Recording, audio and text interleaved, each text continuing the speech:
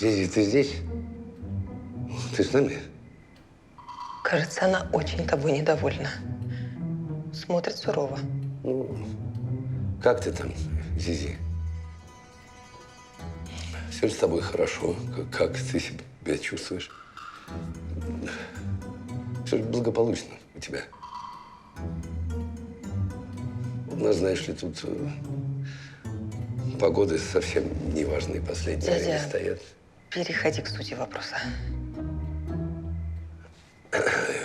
Я в очень скверное положение попался. Здесь.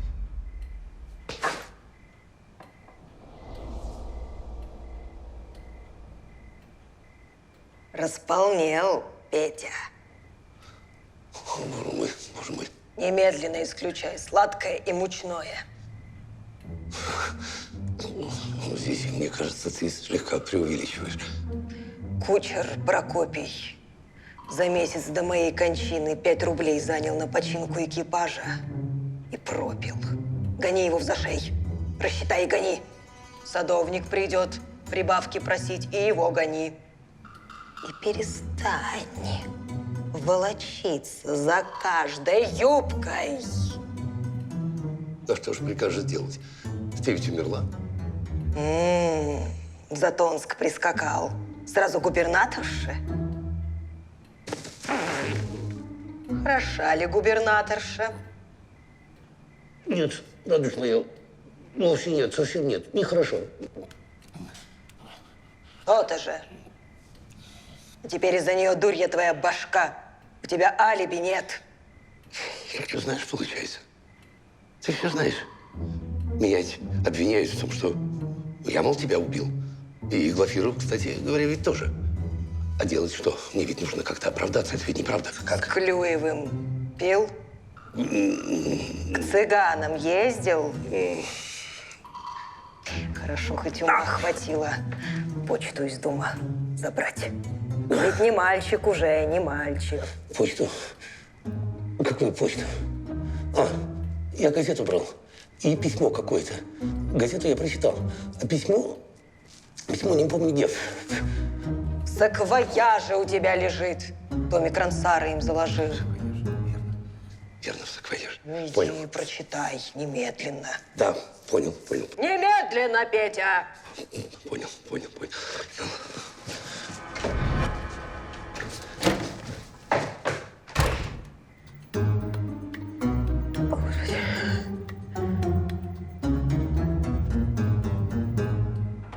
Да, есть. Вот оно. Нет, пожалуйста. От Глафиры к Хармановой. Надо было раньше прочитать. Уж 3 дня как не вскрытое валяется. Сколько раз тебе говорила, сначала дела, потом губернаторша. Зинаида, давай сейчас не будем мы все-таки не одни. Здесь Аннет. Аккуратнее, Петя. Теряешь время. Да.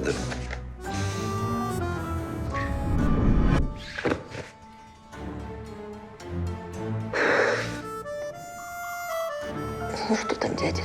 Это невероятно. Спасение. Вот, однако, каков мерзавец, а? Каков мерзавец. Так я уже все, что знала, и благородию рассказала. Ну так расскажи еще раз, кто приходил к Глафире Кармановой. Так один ходил. Купец, сам не местный, недавно в Затонске. Открыл лавку чудную. Пахнет ей с такими травами заморскими. Вот меня уговаривал купить их. Да как же эту гадость в еду класть, пусть Господь милует. Прогорит он с янтой торговляшкой. Так к нему никто и не ходил. И как его зовут? Не помню, батюшка, я не помню. Так а зачем она мне? Да бог с ним. Расскажи про второго. Ты же говорила, второй еще к Глафире приходил. Приходил. Вот. Так разочек всего. Но лица его я не видала. Ты же рассказывала, причесанный. там. Причесанный. Затылка. А раз затылок причесан, поди спереди, не синовал. Ой, да... Кто там? Господин Штольман? Благодарю.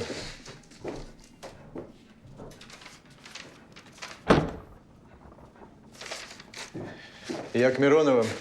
А вы, Антон Андреевич? Я понял. Найти купца, лавку. Наверняка она у нас одна в Затонске. Найдем, не волнуйтесь. Ну что, голубушка, придется мне тебя чаем напоить с пряниками.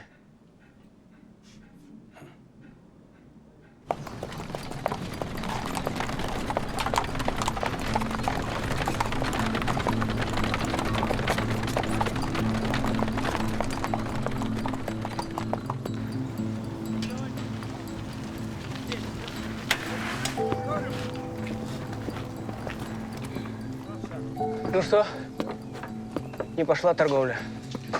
Не пошла. Дикий у нас народ. Я ж тут такие приправы. Любой от Парижа до Москвы только обухался. А нашим, кроме свеклы до капусты, не надо ничего. Да. Антон Андреевич Коробейников. Ковригин Илья Самсонович. Аккуратней.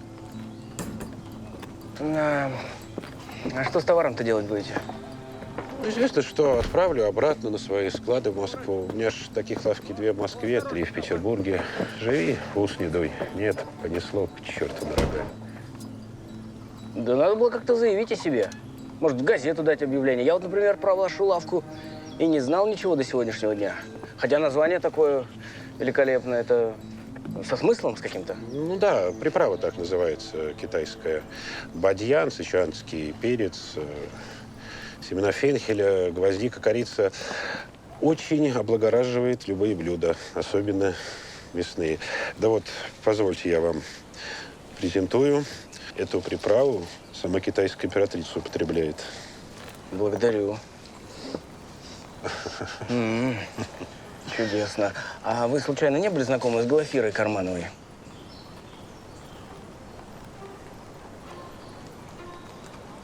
Из полиции, значит? Ну, это надо было сразу к делу. Нечего тут было моей торговляшкой интересоваться понапрасну. Ну, пройдемте в лавку, там поговорим. Прошу.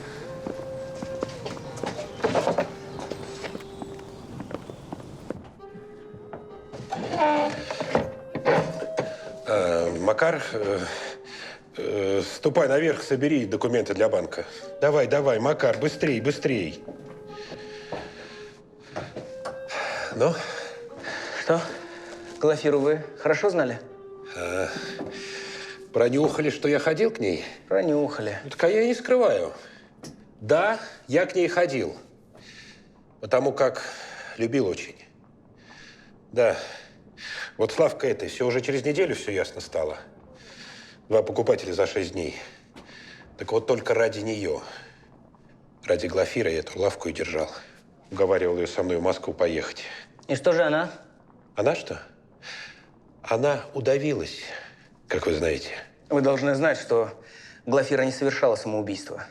Ее удавили, а после повесили. Вы точно знаете? Кто ж посмел? А хоть бы и вы. Говорят, мужчина к ней какой-то приходил после полуночи. Он-то ее и убил. Кто ж таков? Неужто изменяла мне? Вот бабы нет и веры. Ладно, не терзайтесь так. Может быть, она и не знала его вовсе. Распустила, значит, знала. А, впрочем, теперь какая разница? Я в ту ночь у нее не был. Мы с Макаркой в лавке до утра работали. Антон Андреевич, ежели она мне и изменяла, вы все равно, Бога ради, отыщите убивца этого. Мы с вами еще побеседуем. И я хочу найти вас на этом же самом месте. Всего доброго. Так,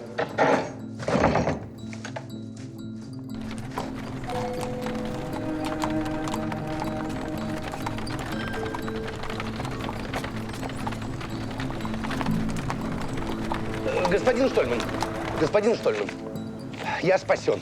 Читайте. Вы должны это прочитать. Читайте это. Немедленно читайте. Сама Глафира мне отписала. Ну, вкратце она пишет, что племянник Зинаиды Петровны. Читайте. приехал к ней и уговаривал ее свидетельствовать, будто она видела, что я положил яд в чай Зизи. Ну, здесь об этом прямо написано. Сейчас где? Вот. Я, Петр Иванович, смотрите, я, Петр Иванович, его выгнала. Поскольку добро, ваша мягкость обхождает... Так, стоп, минуту, да. Сейчас, минуту. Сейчас, вот. Твои ласковые руки. Не, это не то совсем. Вот. Поэтому слова о вас дурного не скажу. В этом можете быть покойны. Слова дурного о вас не скажу. Ну, что это у тебя написано? Стал деребать лицо. Стал деребать лицо. Всякий образованный человек пишет не деребать, а царапать, не деребать. Я желаю видеть начальника полиции. Господина Трегубова, если я не ошибаюсь. С кем имею честь? Трегубов, это вы? Моя фамилия Головлев Виталий Григорьевич. Я племянник госпожи Мироновой. Зверски убитый своим мужем год назад в вашем городке. Но следствие еще не закончено. И я бы на вашем месте, господин Головлев, воздержался бы от преждевременных выводов. Милостивый государь, я не нуждаюсь в ваших советах. Я приехал сюда, чтобы устроить вам выволочку. Почему господин Миронов еще не этапирован в Петербург? Конверт, будьте любезны. О, безусловно, конверт, да. Я ведь это письмо еще, оказывается, в Петербурге получил. Но о нем запамятовал, потому что, мы с господином Клюевым совершенно по делам забегались. Знаете, как это бывает. Но здесь, здесь ведь штемпель есть, и там дата. Ну да, так и есть. Да. Значит, забыли и только сейчас нашли. Да. Собственно, я бы и не нашел. Если бы не Зизи, она знает, где у меня что лежит. Ангел. В некотором смысле действительно ангел. В самом что ни на есть прямом. Чистый ангел. Письмо я забираю, а объяснение мне дадите позже. Почему только сейчас о нем вспомнил? Так и я же говорю, что... Нет, про ангелов не стоит. Ограничьтесь тем, что забыли о нем и только сейчас нашли. Да как вы смеете разговаривать со мной в подобном тоне? Кто вы такой, чтобы с меня спрашивать? С меня спрашивать, кто вы такой? Успокойтесь. С вас спросит министр. Посмотрим, что вы ему ответите. Вы еще запомните Головлева. Шли бы сразу к министру, господин Головлев. Зачем вам с нами время терять? Вы тоже не беспокойтесь, пойду. Тем более, что мне уже у него назначено. Рад за вас. Искренне благодарен, что соизволили навестить нас сами. Иначе пришлось этапировать бы вас из Петербурга. Вы с ума сошли? Вы здоровы? Вполне. Мне кажется, вы были недавно в Затонске. Посещали некую мещанку Глафиру Карманову. Я прав? Что за чушь? У меня нет никакого дела до вашего богом забытого города. У меня есть доказательства вашего визита. Письмо госпожи Кармановой господину Миронову, где она утверждает, что вы склоняли ее дать ложные показания против него. Да, я был в вашем городе. Да, просил свидетельствовать Карманову. Но я не просил ее говорить неправду. Иначе откуда бы я узнал о преступлении, как не от Кармановой? И вообще, почему бы вам не допросить ее? Она вам все подробно расскажет. Потому что Глафира Карманова мертва. Вот. Вам не кажется странным, что в тот момент, когда в город приезжает Петр Миронов, убивают единственную свидетельницу преступления? А кто вам сказал, что ее убили?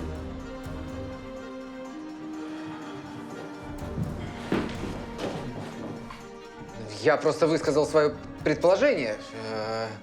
Очевидно, попал в точку, так? Ага. Я понимаю, куда вы клоните. Нет свидетеля? Нет убийства. Но я вам не позволю. Как только я вернусь в Петербург, я буду лично жаловаться министру. Я запрещаю вам покидать Затонск. Вы не имеете права. Полагаю, вы остановитесь в гостинице, там точно удобнее, чем в Арестантской. Николай Васильевич, я прошу разрешения представить к номеру господина Головлева городового. Непременно, Яков Платоныч. Я 2 приставлю. Одного у дверей, а другого у окна. Я буду жаловаться. Ваше право. Свои жалобы также сможете передавать через городового. А сейчас соблаговолите покинуть нас, пока я вас не вызову. Городовой ждет. Голубчик, проводи господина на выход.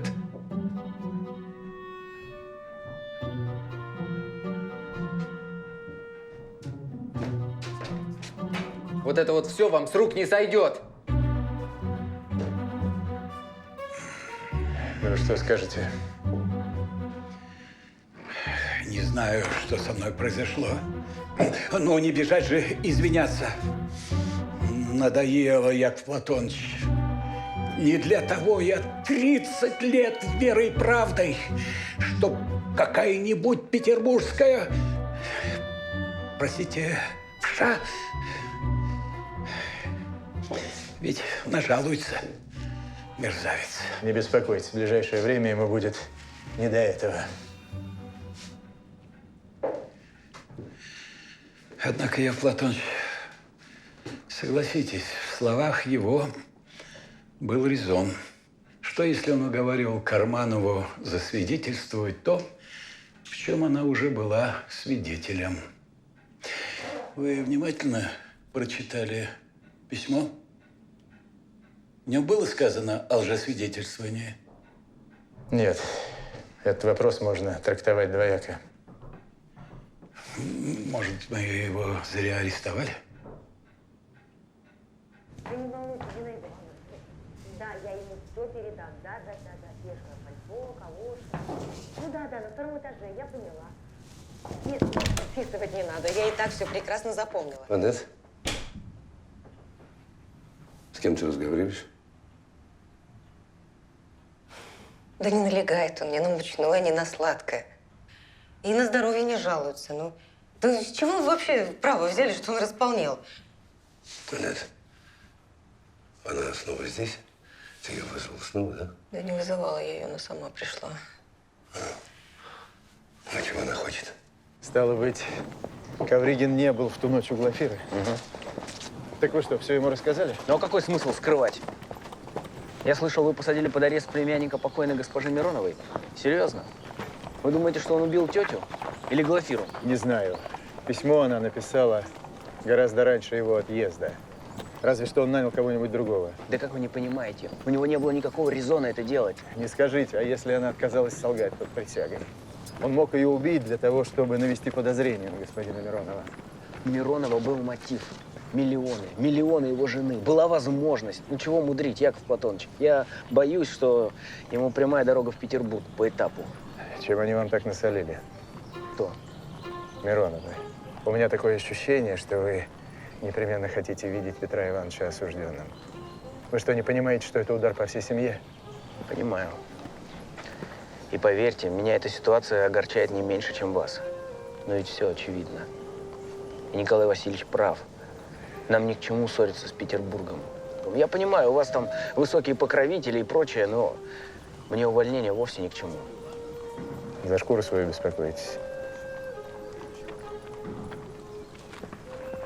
В любом случае, я сумею вас защитить. Спасибо на добром слове.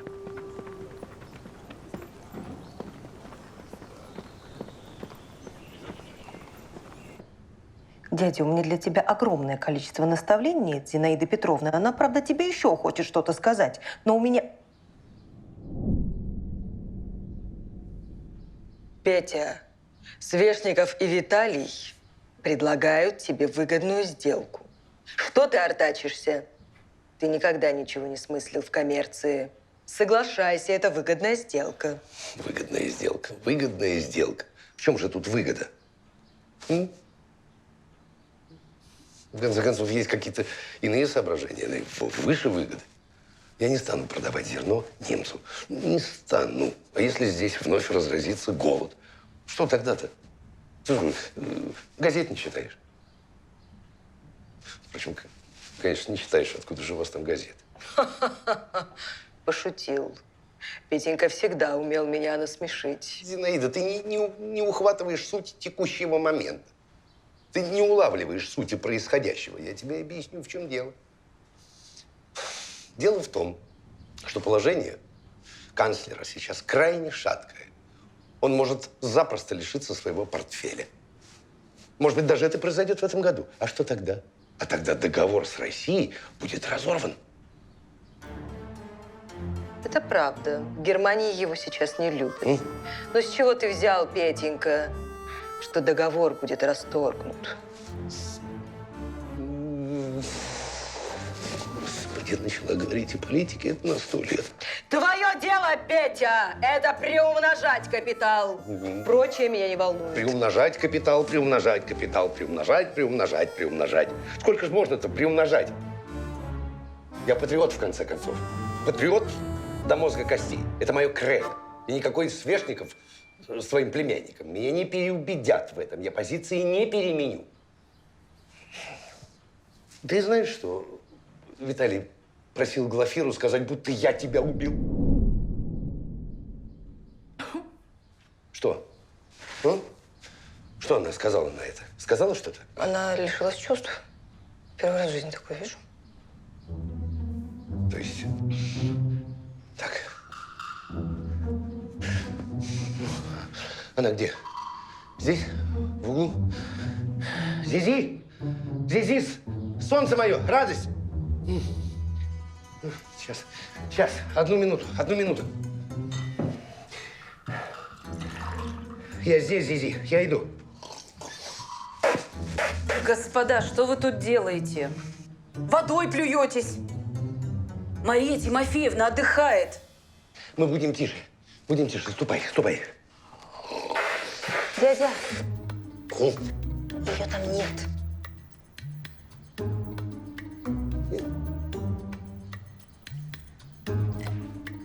А скажи мне, пожалуйста, а что у тебя за дело с этим Свешниковым?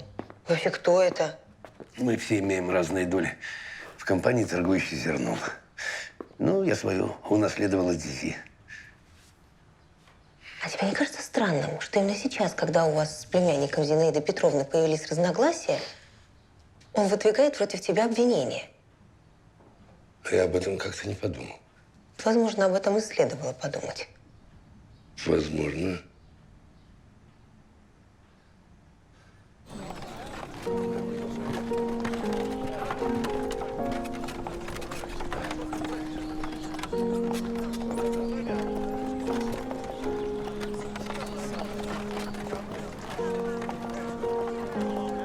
Я, почитать, каждый божий день по дому-то хожу и у квартирантов спрашиваю, нет ли какой необходимости. Ну, я по плате, говорим, конечно, не без этого. Так вот, дней 5 назад ко мне подошла Глафира и говорит, я, Павел Мефодич, платить больше не стану, так как скоро съезжать от вас собираюсь. Благодарю. Это крайне важно. Я тоже так подумал, потому и пришел к вам. Я поначалу огорчился, потому как безобразия за незамеченным не было, и платила она аккуратно. Но все же пожелал ей счастья на новом месте и уже успел дать объявление в газету о сдаче квартиры. А она возьми и удавись. Да. Я читал ваше объявление. Ох, куда же она собиралась? Так ясное дело, ваше высокоблагородие. Ковлигин, купец, ходил к ней. А лавка-то у него была неприбыльная. Вот он решил ее закрыть и уехать. А Глафира с ним. А я слышал, что она сомневалась, ехать с ним, не ехать. Так решилась, стало быть. Да. Благодарю. Ваша помощь бесценна. Всего доброго. Доброе утро. Для меня было что-нибудь? Доброе, Антон Андреевич. Есть новости? Ну, кое-какие есть. Вы знаете, мне безумно не нравится этот купец Ковригин. По-моему, он наврал мне с 3 короба. Ну так вызовите его сюда и допросите как следует. И ладно, еще это его странное. Зачем он вообще открыл ее в нашем городе? Дело-то убыточное. Меньшим безумием было бы носить дрова в лес. Мне кажется, вы говорили, он торгует специями. Китайскими. А как вам известно, Китай сейчас воюет с Японией. И товар проходит обходными путями и доставляется крайне нерегулярно. Да там темная история, пытаются установить свое господство в Корее. Вы навели справки в купеческой гильдии? Навел. И мне конфиденциально сообщили, что этот наш Ковригин в долгах, как в шелках. Да ну. 20 тысяч. Немыслимо. Но и это еще не все. Его векселя выкупили. И кто же? Это нам и предстоит выяснить.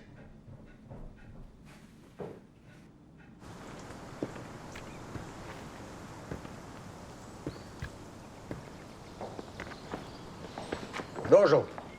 Не могу зайти в собственный дом. Да.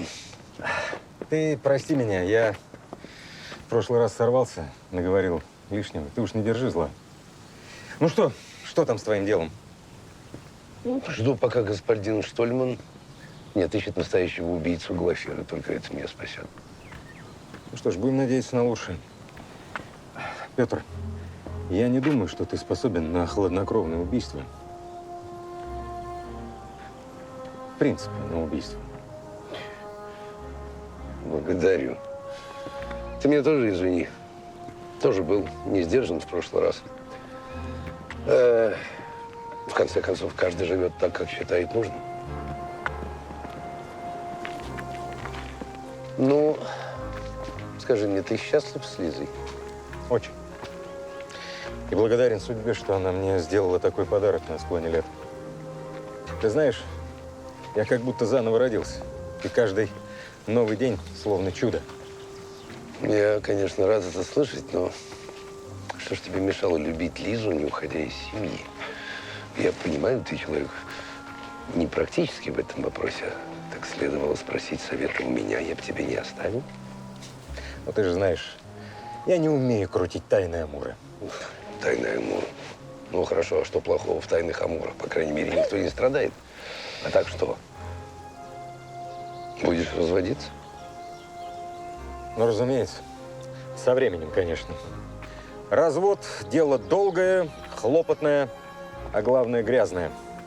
Так что в ближайшее время все останется по-прежнему. В конце концов, я не единственный человек в России, который живет в подобном положении.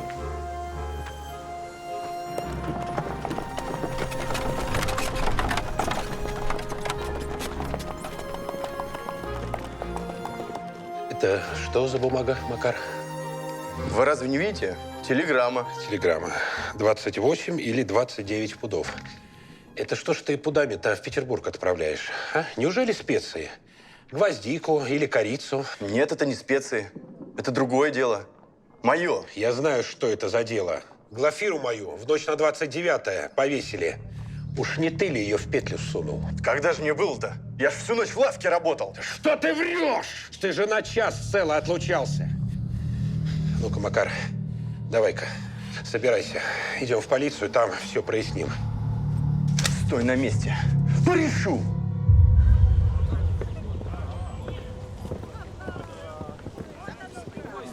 Здравствуйте.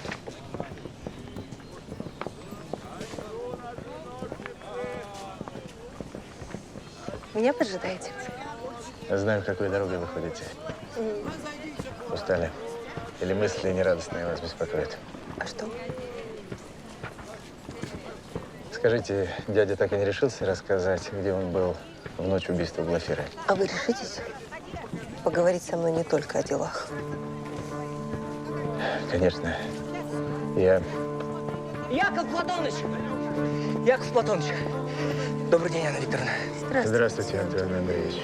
Я все узнал, все выяснил. Шепнули мне на ушко, что этот Ковригин – купчишка. Он частенько выступает по своим именем в интересах другого лица, некоего Свешникова. Свешник? Именно. Это второй компаньон моего дяди. А кто первый? Головлев. Знаете, мне кажется, что все эти специи – это лишь прикрытие для каких-то темных дел. Специи, а не золото. Вот что это было. Будьте здоровы. Спасибо. Идемте к Ковригину. Яков Платоныч, идемте. Яков Платоныч! Яков Платоныч! Мы еще поговорим, Анна Викторовна.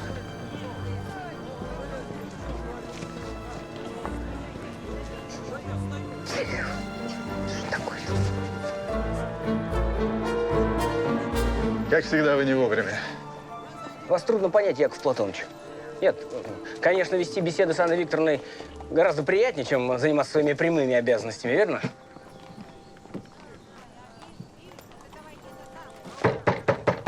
Полиция, открывайте!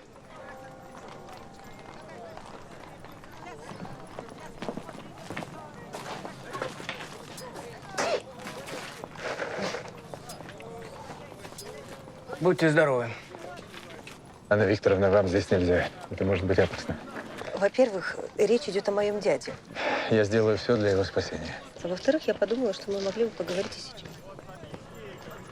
Хорошо. Антон Андреевич, разберитесь сами.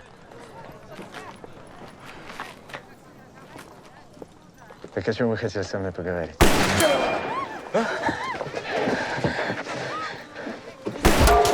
Он на втором этаже. Наверняка есть черный ход.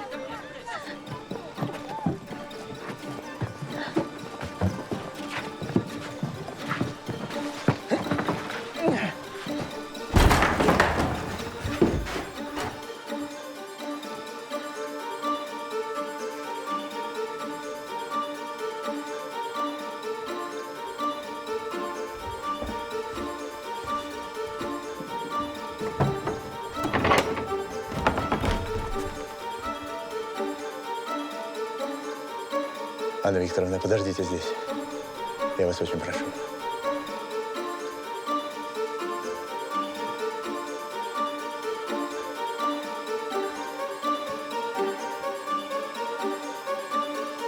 Ковригин.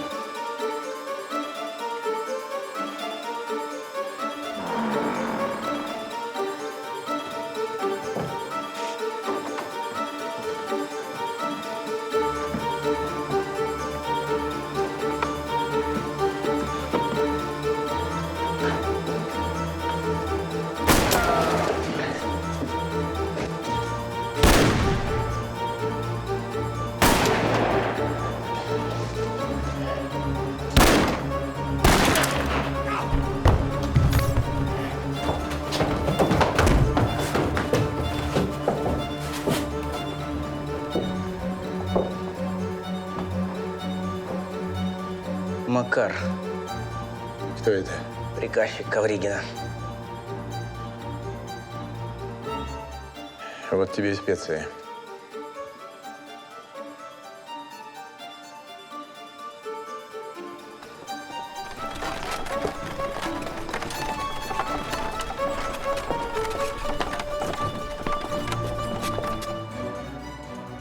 Вот, нашли в комнате Макара.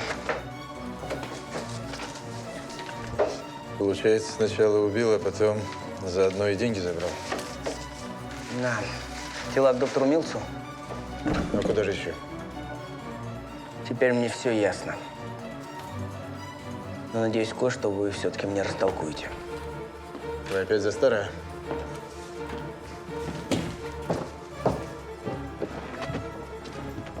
Господи, что ж такое происходит в нашем Затонске? Одни убийства, а сегодня даже двоих. Да, а я было собрался пообедать. Ступайте, доктор. Они все равно от вас уже не убегут. Идите обедать. Ну, спасибо, что спускаете. Через час буду на месте.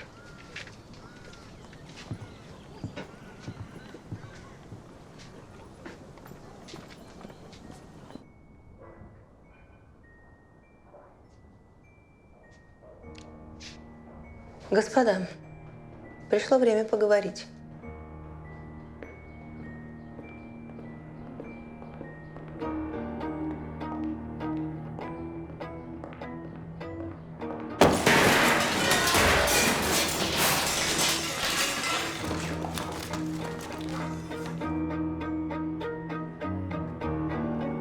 Анна Викторовна, что тут случилось?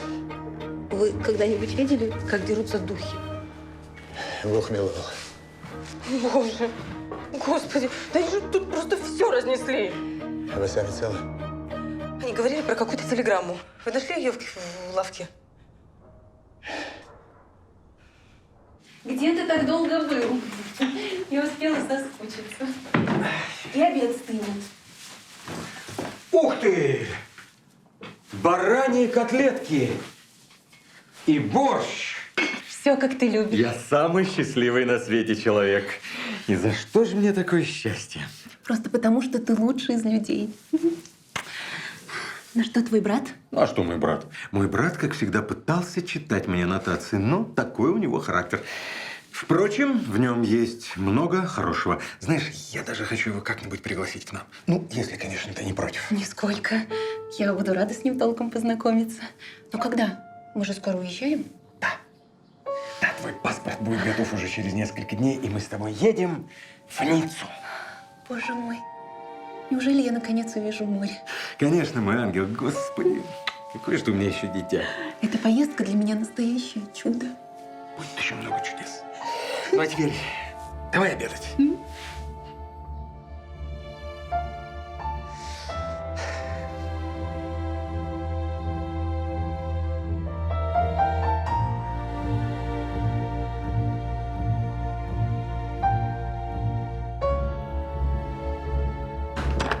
Вот телеграмма. На полу нашли. Разрешите заводить? Заводите.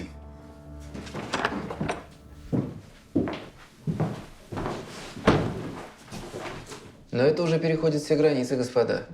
Смею вас заверить, что вам придется ответить за этот произвол. Я непременно отвечу. А вы, господин Головлев, за участие в убийстве. Что за чушь вы несете? Николай Васильевич, дело раскрыто. Разрешите доложить? Докладывайте. Антон Андреевич, может, вы? Почту за честь. Итак, в Петербурге существует весьма крупное торговое товарищество, волей судьбы, большей частью которого владеет Петр Иванович Миронов.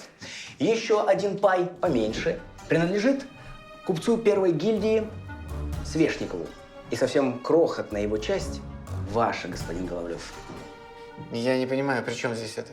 Мою тетку убили. Вы забрали дело и тянете время. Тяну, ибо время полезнейший советчик.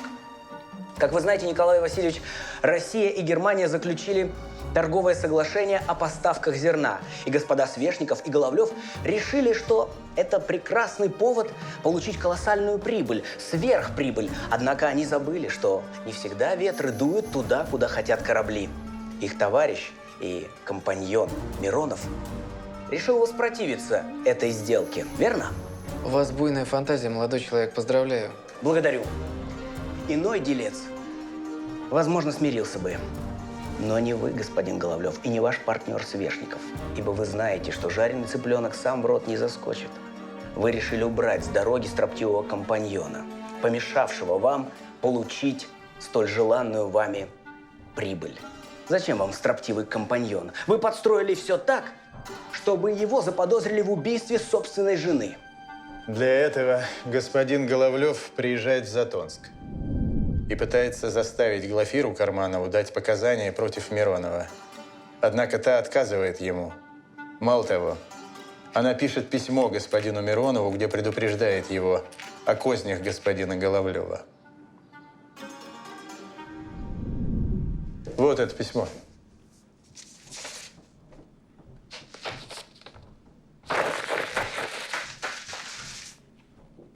Вы уничтожили дубликат. Вот оригинал. Отказ Глафиры не остановил злоумышленников, и они решили убить ее, да так, чтобы подозрение пало на Петра Миронова. И тогда к делу привлекается купец Ковригин, милый друг Глафиры, долги которого скупил третий партнер – Свешников. Однако Ковригин, похоже, искренне полюбил Глафиру и убивать ее отказался. Они собирались вместе покинуть город. Отчего же не уехали? Не успели. Они ведь и подумать не могли, что преступники подкупят приказчика Ковригина Макара. Он-то и убил Глафиру Карманову после получения телеграфного сообщения. Кстати, вот оно. Согласен на 28-29 пудов. Никак не больше, но и не меньше. ТЧК. При чем тут какие-то пуды? Да абсолютно ни при чем. Это сообщение говорит лишь о том, что Глафира Карманова должна быть убита в ночь с 28 на 29 августа, когда в город прибудет господин Миронов. Только, к несчастью для Макара, эту телеграмму нашел Ковригин и обо всем догадался. Сначала он убил его, а потом пытался убить вас. Господа, я ничего не понимаю. Вы так мудрено говорите. В чем, собственно, меня обвиняют? Сядьте. Ваше благородие, депеша из Петербурга.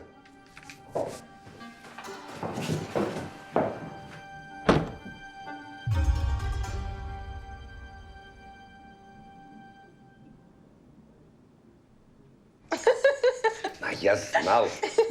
Я верил, был убежден в благополучном исходе этого дела. Однако, можете себе представить, прошу, что я пережил за эти 2 дня.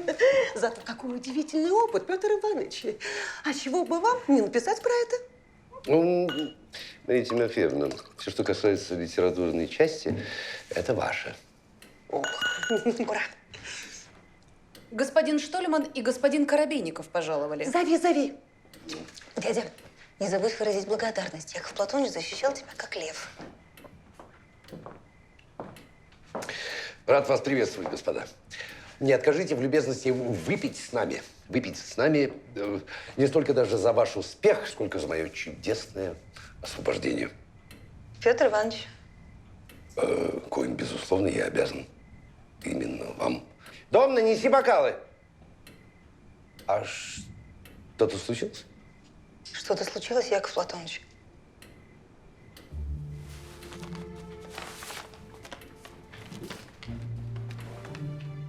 Мне?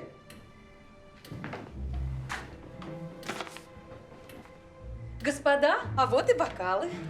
Расследование убийства госпожи Головлевой прекратить. Господину Головлеву с отъездом в Санкт-Петербург препятствий не чинить. Министр внутренних дел Дурновод-Дичака. Как? Эти негодяи не получат наказание? Увы, тут мы бессильны. К несчастью, похоже, у них высокие покровители в столице.